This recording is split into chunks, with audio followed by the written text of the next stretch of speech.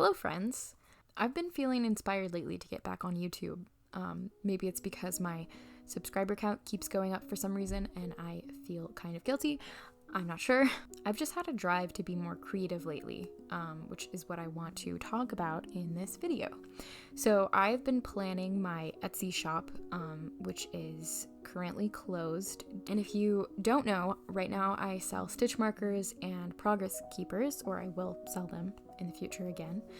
So I'm working on restocking and I thought I would film some of it. It's not perfect, of course, but hopefully it's interesting, and if it's not, I'm here to entertain you in an additional way by talking about how to be more creative. So go grab a cup of coffee or a cup of tea or a beer or a glass of wine or literally any drink that you want and watch me do some beading while I talk about creativity. So one aspect of maintaining creativity that I want to talk about is keeping a commonplace book. A commonplace book is a depository where you keep quotes and ideas and information, research that you've done, thoughts that you have, lists, inspiration, even random thoughts or to-dos, even if they might not seem relevant. It's basically a notebook or a document that you can take with you and write down any thought or piece of information that is important to you in the moment. I find what works best for me is when I'm not thinking about whether what I'm writing down is going to be important in the future or not. I'm just writing it down. Not thinking about whether my handwriting looks good or even if I'm being sensical about the way that I'm writing information down, both physically and also, I kind of write stream of consciousness, and if I read it back later and I find something useful in it, then that's great. But if I don't, then that's fine. A commonplace book is not a book of knowledge, and it doesn't have to be pretty. You can make it pretty if you're artistic, if you like doodling, but for me, making it aesthetic really takes away from what I'm trying to do, which is track information and thoughts, because what might be a fleeting thought for now, it might become a bigger idea and maybe transform into something that I want to act on in the future. For example, this video idea came from a very simple thought that I wrote down when I was thinking about my graduation. And all I wrote down was, I want to be more creative. And that got me thinking about how I can actually apply creativity to my post-grad life, especially because I got a full-time job several months ago as a technical writer, which is my field of study and my dream job, and I'm really happy that I can learn more about what I love. But I'm very aware of the stereotype that after graduating and starting working full-time, graduates can feel like they don't have anything to work toward anymore, or like they don't have hobbies or any fulfilling way to spend their free time because previously it was filled with college. I had a college experience that is becoming more and more necessary every year here in the US, which is that I had to work multiple part-time jobs my entire 5 years while going to school full-time and trying to maintain good grades. So even though I've tried my hardest to keep up with my hobbies, it really hasn't felt consistent for me because school and work and honestly just trying to get through the day has always come first, and everything else that I'm able to do is just a bonus if I'm able to do it.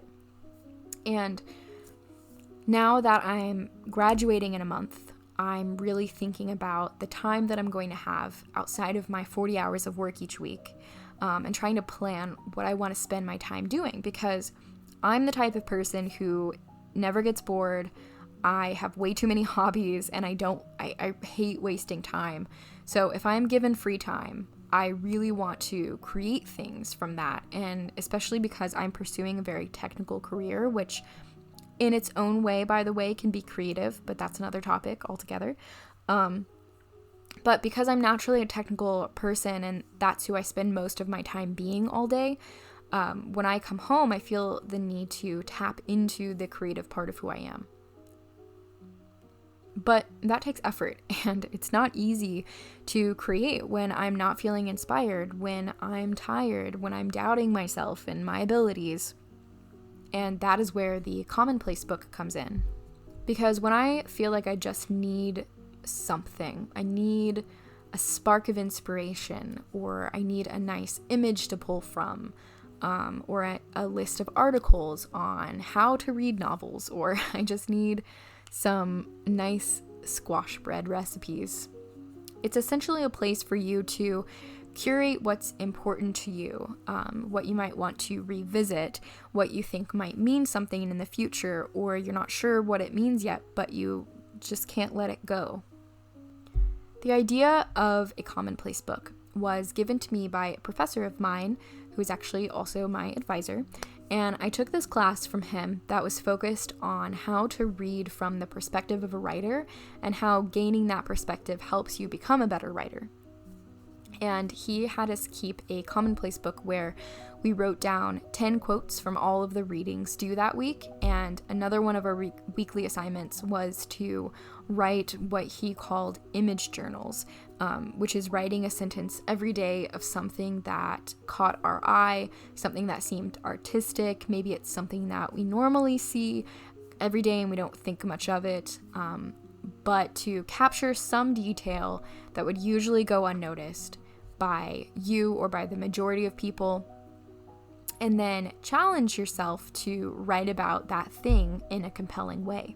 And this doesn't seem like a difficult assignment now that I'm talking about it, and honestly it wasn't that hard, but I unfortunately was in a bad place when I took that class, and when you have 4 months of daily assignments, it can get overwhelming, feeling like there's so many things you have to do every day and you just can't take a break.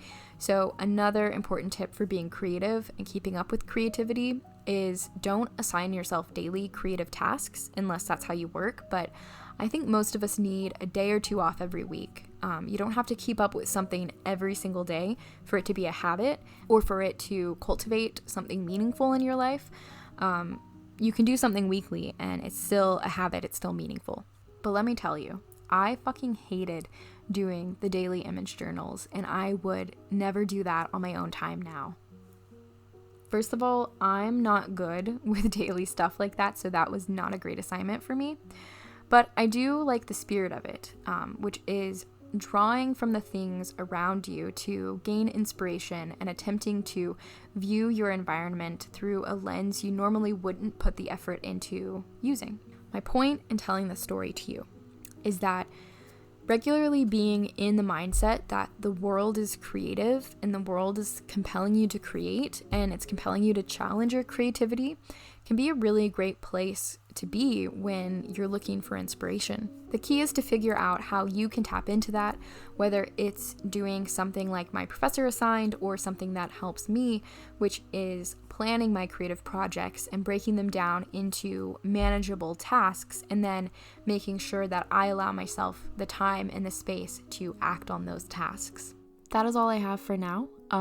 The rest of the video is just me making some stitch markers. I know this was a change of pace for me, but my life is changing and I'm changing, and I will talk about knitting soon. I promise, because I love knitting. All right, take care, stay safe, and I'll talk to you later.